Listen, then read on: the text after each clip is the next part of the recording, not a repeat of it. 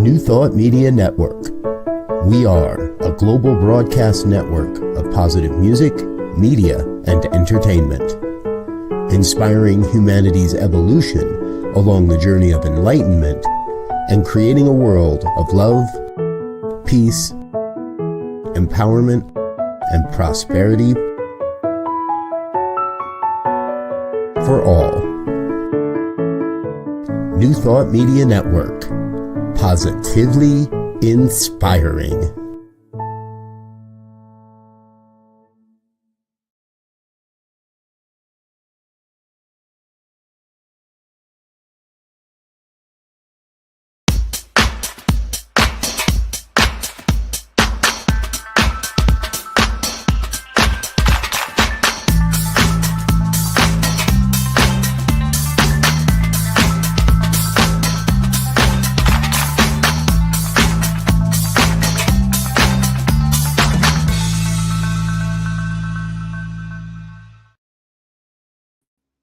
Why, hello there.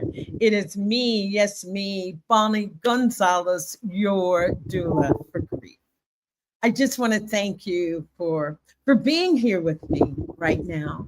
And whatever time you're watching, I know that it's the perfect time for you. So I want to say that if this is your first time joining your doula for grief, I want you to know that you have come to the right place to start your healing from grief. And if you're returning, I want to say welcome to you as well. And thank you. And I'm so honored to know that we have that relationship, that you trust me to come back week after week. So thank you. And what I want to offer you right now is make this next hour or this next 45 minutes for and about you. Please drop a comment, a question, just put it in the comment box. Even if you're watching this after we've aired, I still get those questions and comments and will reply. So please, whatever is on your mind or in your heart to have a question or more clarity around, let me know. Just drop it in the comment box.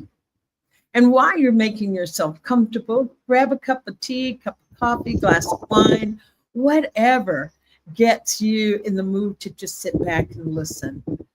Do that for you. So, I should say a little bit about me. I so apologize. I'm Bonnie Gonzalez.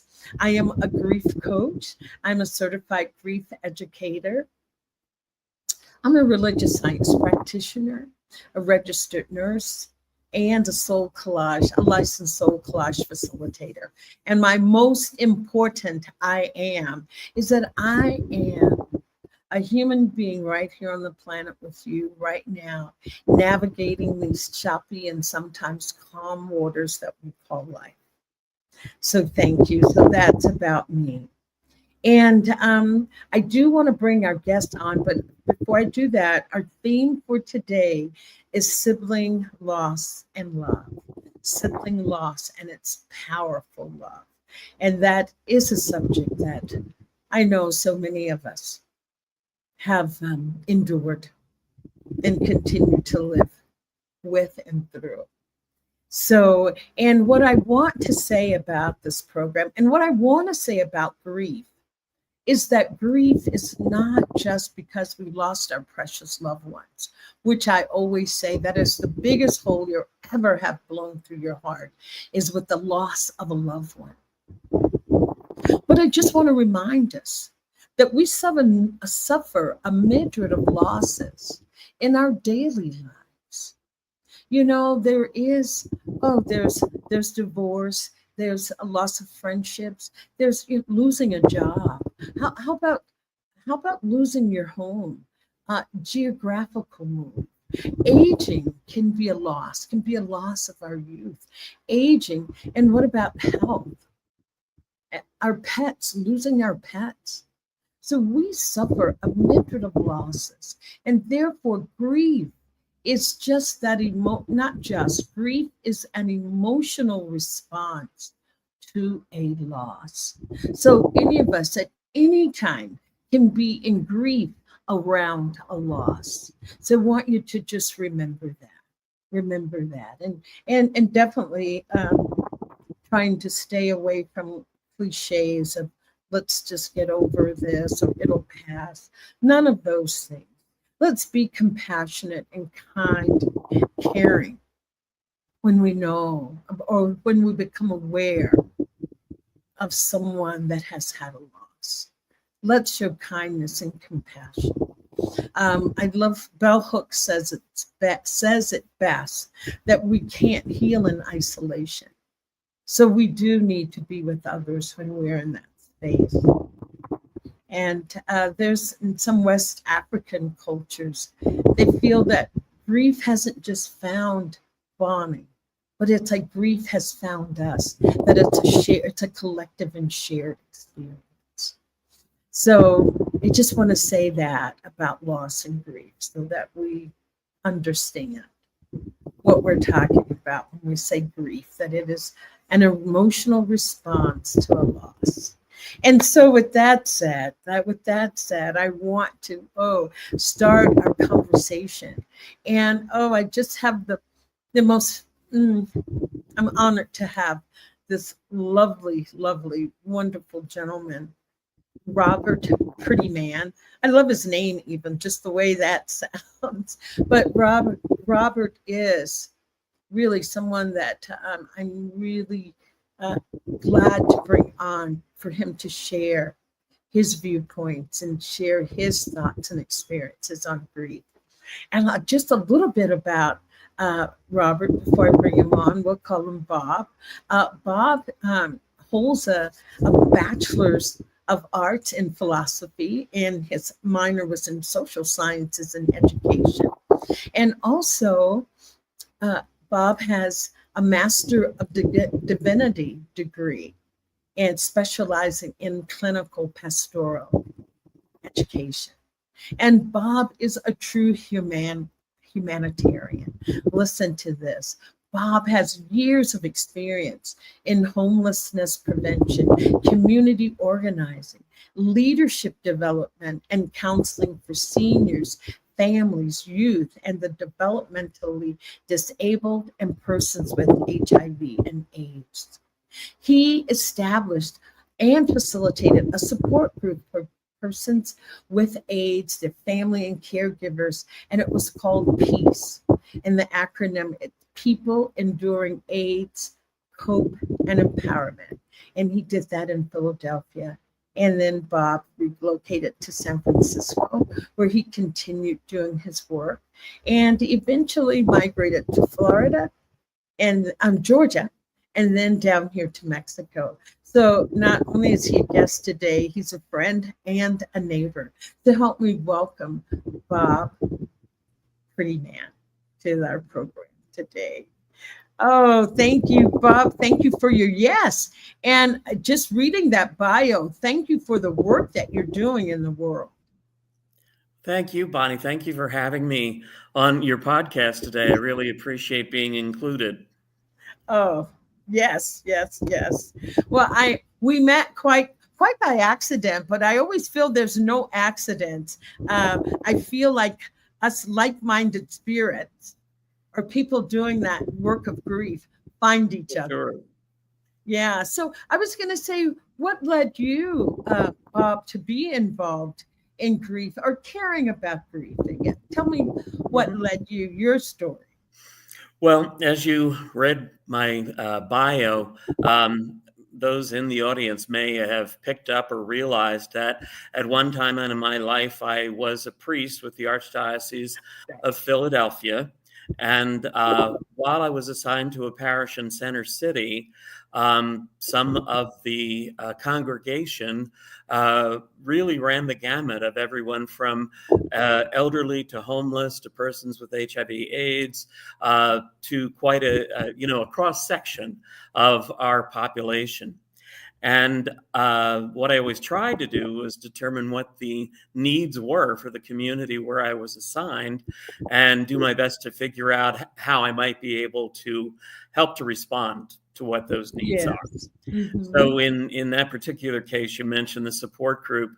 Yeah. I had a number of members of the congregation who were identified as HIV positive and were battling AIDS, and others who were family members and caregivers who were very much involved in the day-to-day caring for someone who was facing at that time a terminal illness. And so that was the reason why I established the support group at the parish called PEACE, or People Enduring AIDS, Cope and Love Empower. the acronym. And we averaged about a dozen or so people every Sunday afternoon. Wow. And many of them were family members and direct caregivers or partners to those who were battling AIDS itself. So that support group continued even after I moved to California. And there I worked with a local support group or support agency, I guess is a better way of putting it, called Kairos House in San Francisco. Kairos means a special moment in time. And so, if you've ever had a time where you're engaged perhaps in a conversation and it goes by so quickly that hours have passed and it seems like only minutes, that is kairotic time, or Kairos. So what Kairos House was a beautiful old Victorian home in the Castro district that was designed to provide a variety of different means or mechanisms to support, again, persons with AIDS, as well as their partners, husbands, wives, caregivers throughout the process. And I was asked to facilitate a support group on the topic of codependency in caregiving. And I have to say, I learned more from the folks who came to the support group than I think I actually contributed myself. It's always that way, isn't it? Right, It's exactly. always that way. Yeah. So anyway, that's kind of my background as to how I got into grief and loss, and trying to be there to be supportive of persons going through that. Most recently, Bonnie, as you know, my eldest sister died on May 2nd, and I had been back up to Virginia to be with her during the last couple of weeks of her life.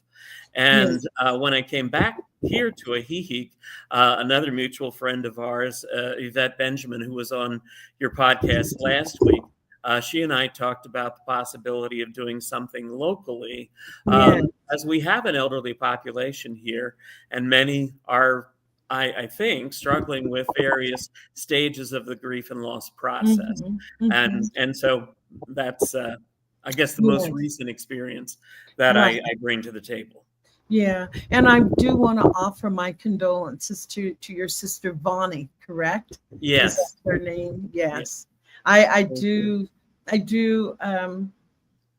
want to honor her by calling her name, and knowing that Bonnie is right here with us today, with you sharing her story, that keeps her alive. So my deepest condolences, Bob. So I was just going to ask, in just a very gentle and loving way, I know that your parents have transitioned, correct? That's right. Yeah. Yes. So how did this transitioning of Bonnie affect you? How was that different from your parents? Well, I think that most of us, depending on what stage of life we're in, have experienced significant losses, as you mentioned in the introduction, and not just the loss of a loved one, but other kinds of losses. And my parents, my mother died of pancreatic cancer. I was 22 years old. She was 58. Wow. So that's quite a few years ago. And my father survived her by 26 years. He died at the age of 88. So, and that was in 2004. I think the biggest difference in my most recent experience, and I mentioned this to you, is when you experience the loss of a sibling, it's the first time that it hits you that this is your generation. Mhm. This is you, and you might be Yeah. next, so to speak. And I don't mean that in a, a morbid way, but it's the facing of the reality Mhm. that your own generation is reaching that point in life, growing Right, older, right, facing health issues, et cetera, right. which is going to naturally result in the loss of loved ones. Um, Mhm. so I think that's the most interesting thing I experienced was the reality that this was no longer another generation, but it was something that impacted me personally because it's my own generation. Mhm. Right. And I just want to add, I was telling you, uh, Bob, that I lost a brother and sister in 2020. And for me, what hit, I don't want to say hit the hardest, but was such a wake up call. It felt like, wow, if my sister Linda could die, that means I could die. Exactly. It's such a person that's so real and so vivid and so vital in my life that I couldn't imagine her dying, even though we are adults and we've had multiple losses.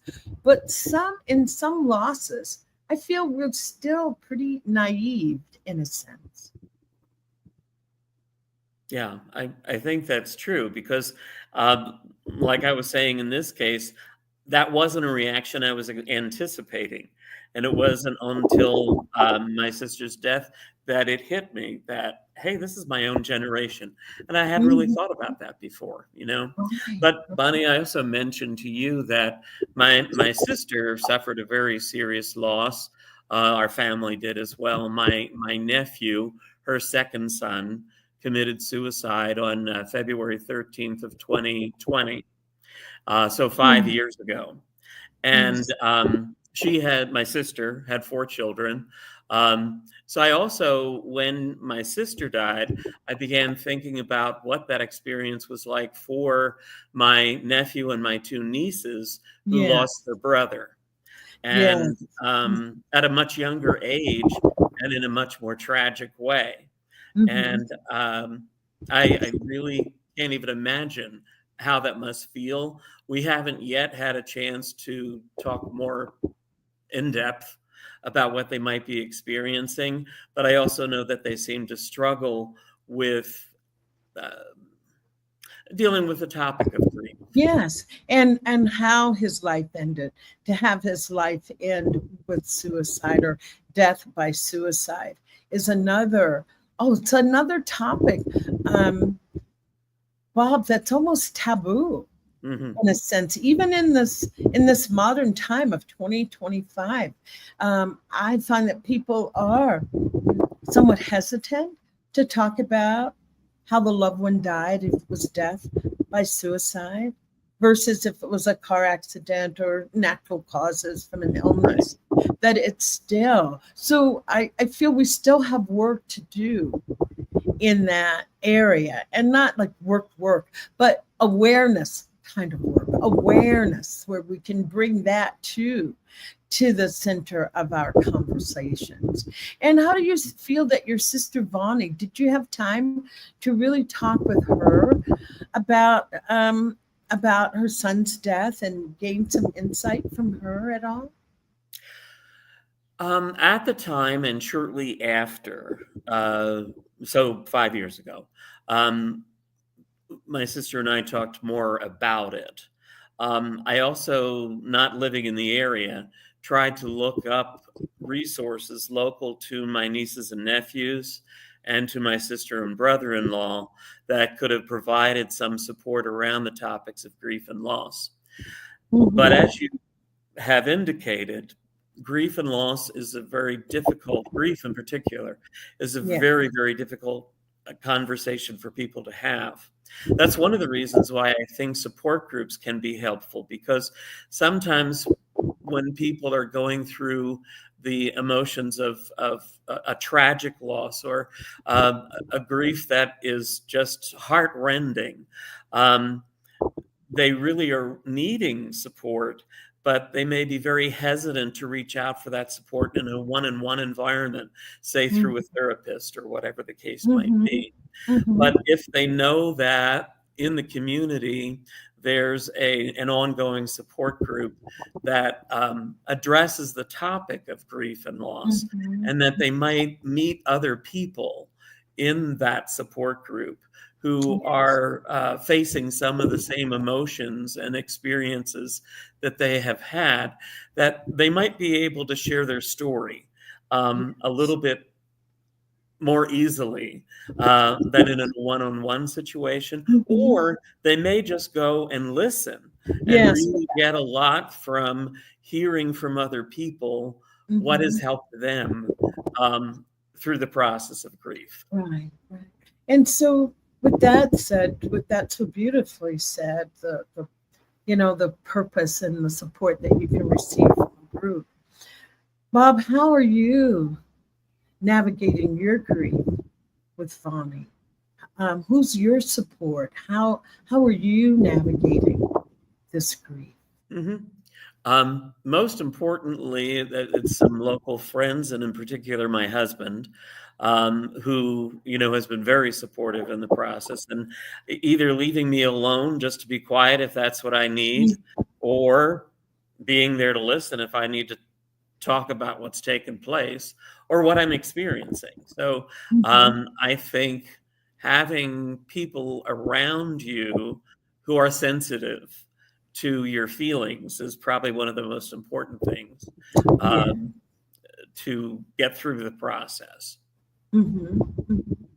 Yes, I um, sometimes, and this is just with clients that I've had, and just talking with people in general, that grief is difficult for people to talk about. Um, I always thought the number one not talked about topic was death, but no, it's grief. So I want to applaud you that you have friends that you can bring up the subject of grief. And do you find that, are you able to, at this time, ask for what you need? Sometimes when we're in grief, we don't even know what we need. Know what we need. Yeah. And I really think that's true.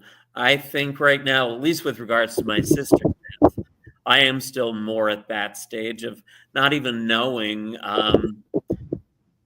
sometimes how to identify what I'm feeling and Hmm. just live with whatever that is. Right, right.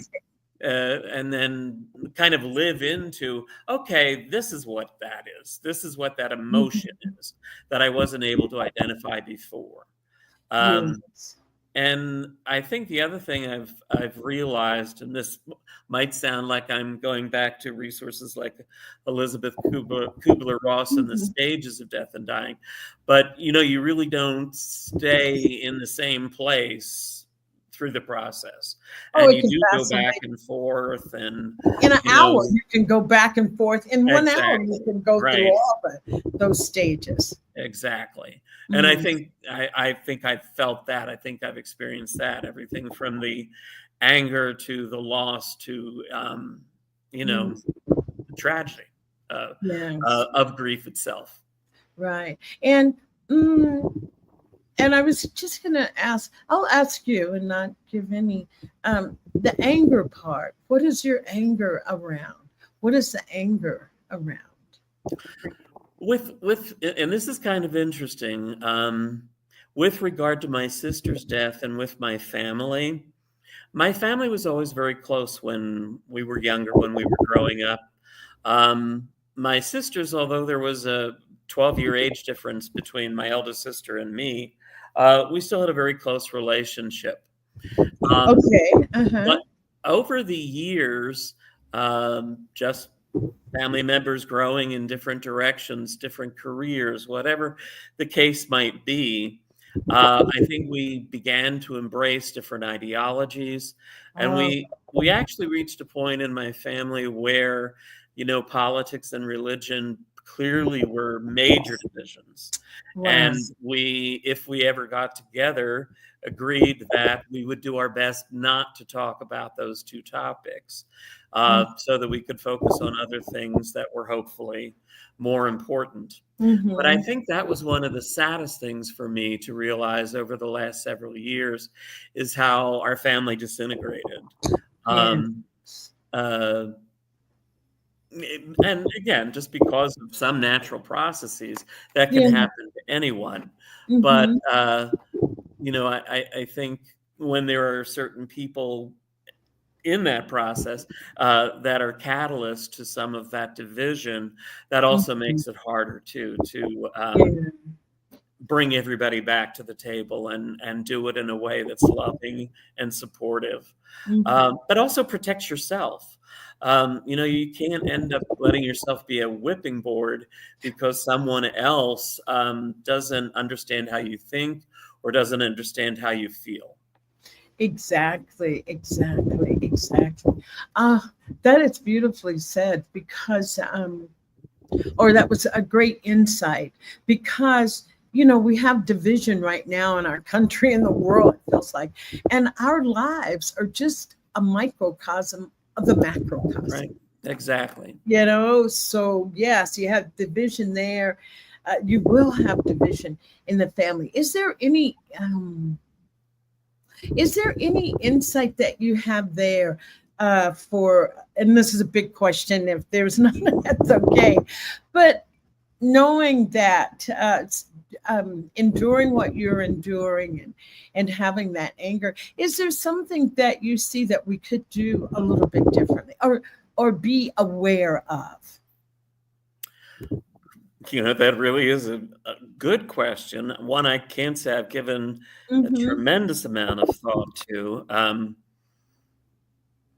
because I think there's so many layers to it, Yes. And yes. I think society right now, and I'm generalizing here, yes, but I think there has been so much pain on so many levels, and we see it manifested in everything that's been happening, even most recently.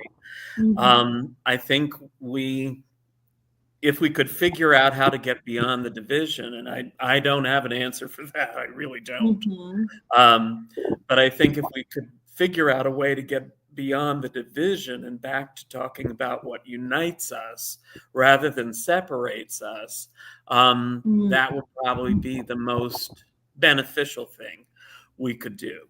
The problem is that the emotions are so charged around what we see taking place in the world today, that it's difficult for people to keep a level head and have a level conversation around those topics. If that makes sense. Right. And I apologize if you felt a little on the spot, but no, I just love hearing insight, because I feel like that's how change will happen, with each one of us sharing our insight into the situation at hand. For me, Bob, I feel awareness is a key component, to just be aware that none of us are going to live forever. None of us. I love that. Oh, and will this matter in 10 years, or will this matter in 5 years? What you're, squabbling about now. And because I know, I'll bring it back to my own sister's death, when you were talking about anger and, we're suffering this big, great divide. I do remember times being angry with my sister. Oh, I would say it this way. Sometimes I had to divorce her. I just had to divorce her. I could not endure another critical comment or whatever.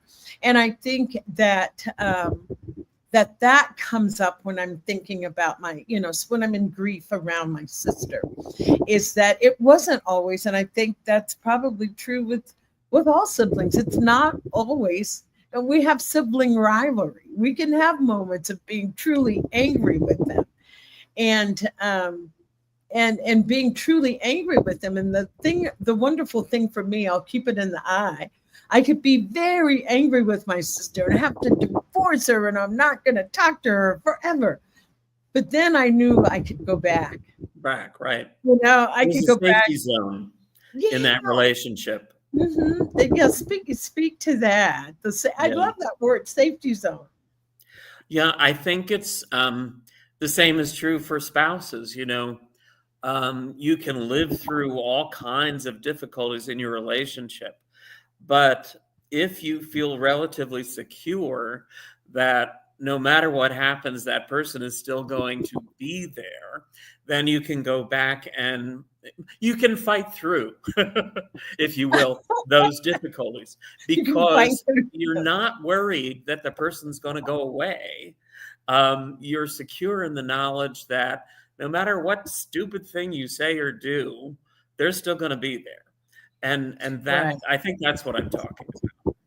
Okay. And when I hear that, Bob, I'm thinking, oh, but then the spouses can get divorced, That's true. But then you but said no, you can divorce your sister, right? Exactly. I can divorce her. But what I was going to say is that no matter what, and like I love the word safety zone, I'm going to have to borrow it, that no matter what, nothing can undo my sisterhood. Nothing Right. can undo the sister relationship, Right. the sibling relationship. It is truly, I feel, Bob, a lifetime commitment. It's a lifetime commitment to have siblings, whether they're here on the earthly plane or in the spiritual plane. And is there excuse me, is there any how would you talk with someone, or if you're a counselor, you were a priest in the past, and how would you counsel someone if they came to you around sibling loss? What would you want them to take away from a session? Mm-hmm. That's a really good question. I think you in your intro brought some things up that are typical to what people go through when they lose a sibling. And part of what you mentioned was that you end up taking a back seat to other more critical members of the family who may have been closer to your sibling. So a husband to a wife, wife to a husband, child to parent. Those relationships are probably going to take precedence over a sibling relationship. And I think that's another experience that people have in the loss of a sibling, is that they end up knowing that they've had this deep personal relationship, a blood relationship, a family relationship that takes a back seat to chosen relationships that have become part of their siblings' family throughout their life. And I don't know if that's a common experience, because I haven't talked to enough people going through that to say that it is, but I believe that it probably is. And you probably can speak more to that, but I believe that it probably is. And I think that it would be important to help people who have lost a sibling to figure out where their other resources are, where their extended family is, and to recognize that although they had that blood relationship with a sibling, that they also have families of choice, and they have perhaps other siblings who can fill the void or the gap and help them to survive the grief. Yes. And I was just going to say, talking about that feeling like if they're a mature sibling, if they have family, knowing that, yes, that I think, as I said, awareness, knowing that the sympathies will go there, but for you to be comfortable enough to ask for what you need. I remember my brother's funeral, and I asked to be a part of that. I needed to, that was my way honoring my brother. I wanted to be a part of, read the eulogy, or whatever roles I could play or that I could take on. That helped me. So I'm just Right. passing that, offering that. That is that some Participate in it. Yeah. yeah, that you could participate in the funeral, or and everybody is so different. Some people want to be, I just don't want to be in the spotlight, just let me just sit back. So I think being aware of how you're feeling and not in any way, shape, form, or fashion being forced to do things that's out of your comfort zone. Mm-hmm. And I think that's, yes, go ahead. No, I was just going to say, and related to that, we were also talking about divisions that take place between siblings. I was fortunate that even though there were ideological divisions between my sisters, my family, what have you, we have still always maintained the relationship. I would say that we loved each other even when we didn't like each other. Yes, yes, And yes. there is a real distinction between the There two. is, Um, there is. what it brings to mind for me, though, is as I said, feel fortunate for myself. But I think of all of the people I know, and I know many people, many, many friends Mhm. who have elected for various reasons, sometimes very painful reasons, not to continue to have a relationship, even with the most important people in their lives, their parents, their sisters, their Mhm. brothers. Um, and I wonder, because I haven't experienced that loss, what that would feel like, and how could I help that person deal with grief Mhm. when they lose someone, that they haven't maintained any contact with, but Mhm. still was an integral part of their life. I think that's another type of loss that we haven't even touched on.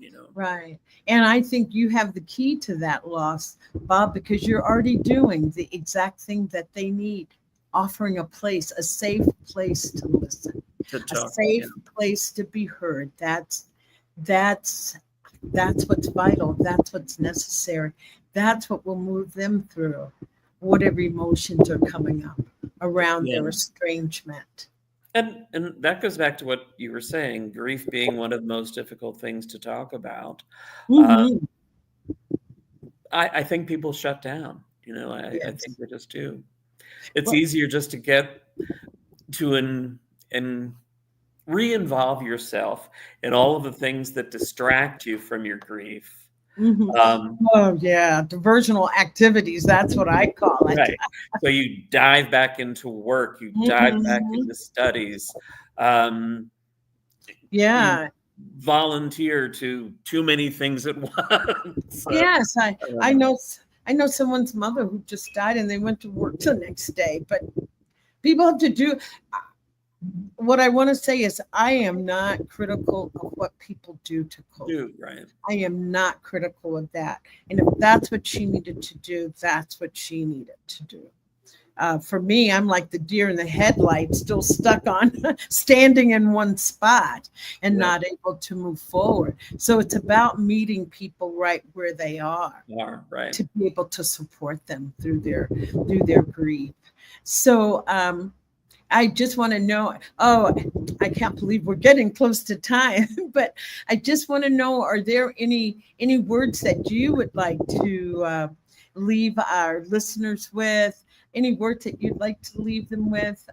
What you're doing, where we can find you? Mhm. Talking up Bob for now, but what would you One like one them of to? the things I think that we haven't talked about, but I think is equally important, is to maintain a sense of humor through grief.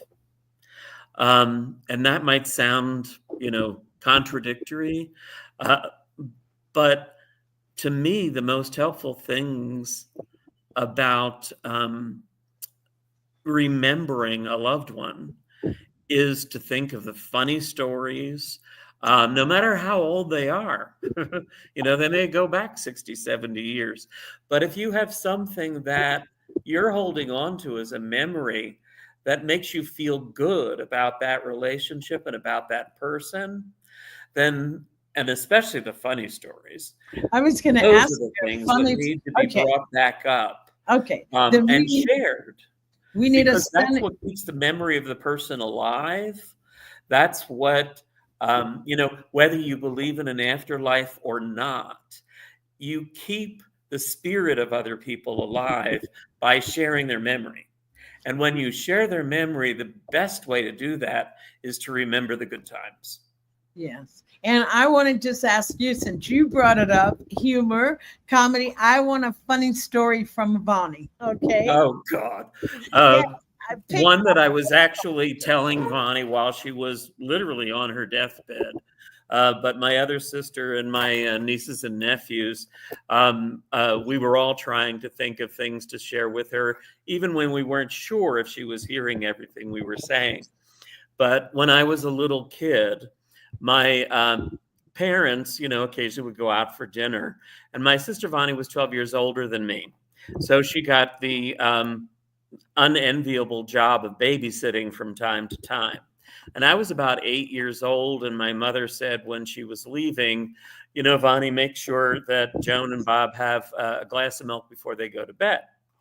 And Vonnie was very dutiful. And, when it was time for us to go to bed, she got the milk out, and she very nicely said to me, "So, Bob, tell me when." And as soon as she started to pour milk in my glass, I grabbed the glass, pulled it away from the counter.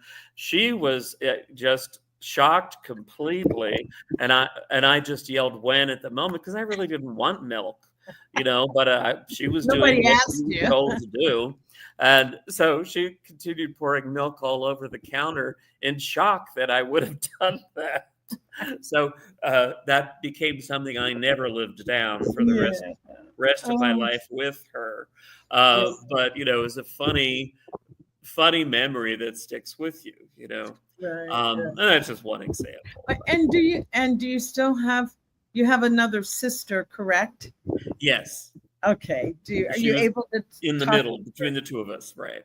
Are you able to share with her stories around Vonnie?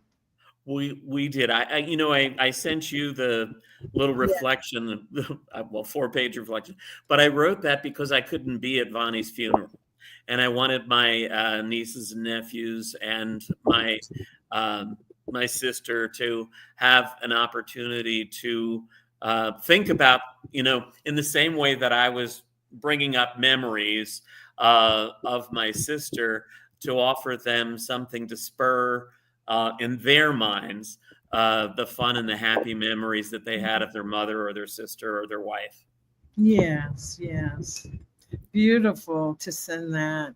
And that you couldn't be there, but you wanted your presence there is what it kind of, yeah. I think that was part of it. And it was also a way of me to have some closure without being at the funeral. Right. And if you can find closure, right. Exactly. That's really, it's ongoing. Yes, exactly. But it sounds like you did what you needed to do in that moment. In that moment, that's how you were guided and directed to be at Vonnie. I think that's true. So beautiful. Is there anything you want us to know about you and what you're doing right now, Bob? I know you're retired, but people are retired doesn't mean they're stopped doing. A humanitarian never stops. So what are you doing now? Well, I just finished working as a volunteer for the Lake Chapala Society, which is a local large nonprofit here. I had for 2 years managed their Facebook group page, making sure that everyone in the community was aware of classes, programs, services, concerts, events, etc., that were going on, and then sharing those postings, if you will, to other Facebook group pages. As I mentioned, I just finished that assignment, if you will, because they're kind of changing the direction about how they're handling the management of social media and everything. But one of the things I think that's that I loved about doing that volunteer work was the fact that it's a 70-plus-year-old institution in Wow. the lakeside community, and that although it has not always been successful, it has made a significant effort not only to care for the needs of the many immigrants, refugees, expats like myself, visitors, however you whatever you choose as a label, in this community, along with the local Mexican community, and trying to bring the both together. I think that's what I liked most about the volunteer work that I did. My other love is animals, so I'm thinking my next year effort might be with one of the local groups that caters to the care and service of strays.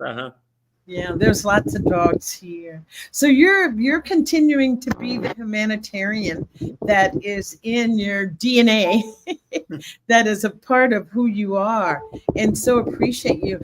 And I'm sure that you're going to get the grief group started. And would you think about doing a hybrid, like online, in person? Would that be something that we could?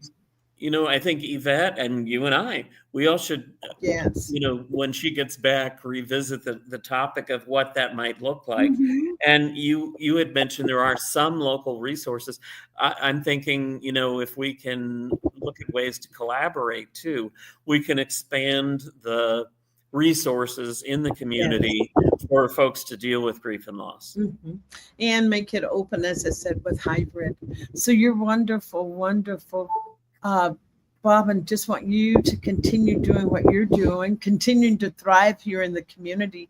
You're so needed. You bring such value to the community. And I just thank you for your yes today. Thank you, Bonnie. I really appreciate being on, and I really appreciate all of the resources that you are and that you bring to the table as well.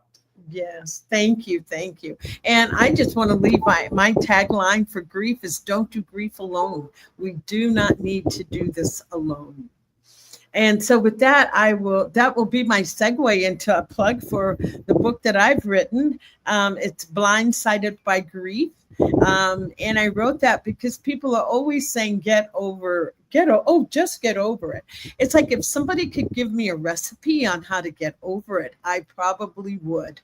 So this isn't exactly that recipe, but this is just 5 components to help you move through your grief, to embrace your grief, and to allow it to speak to you and be with you, and how to continue moving forward. So that's Blindsided by Grief by Bonnie Gonzalez. So with that, I want to make an announcement, a little housekeeping, as they say, that Centers for Spiritual Living every year has a convention right here in Lake Chapala. They have an international convention, and it's called the Convention of the Americas. It's bringing together North and South America and the world. And you can come. It's January. It's July 22nd through July 26th. And it'll be right here in Lake Chapala. And we have just a little video that we will show, a little teaser, to get you to get your plane reservation and to get your hotel reservation in. So Joe, if you could share that video, I'd so appreciate it.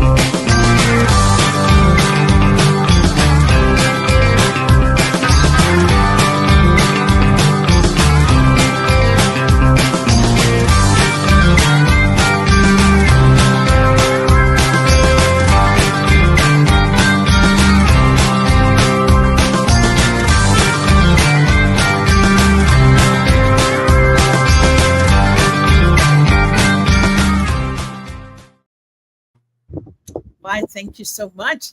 And Bob, I hope you can come. I'm going to be there and I will be giving a presentation. I'll be doing a soul collage session and it will be around healing and the transformative powers of grief.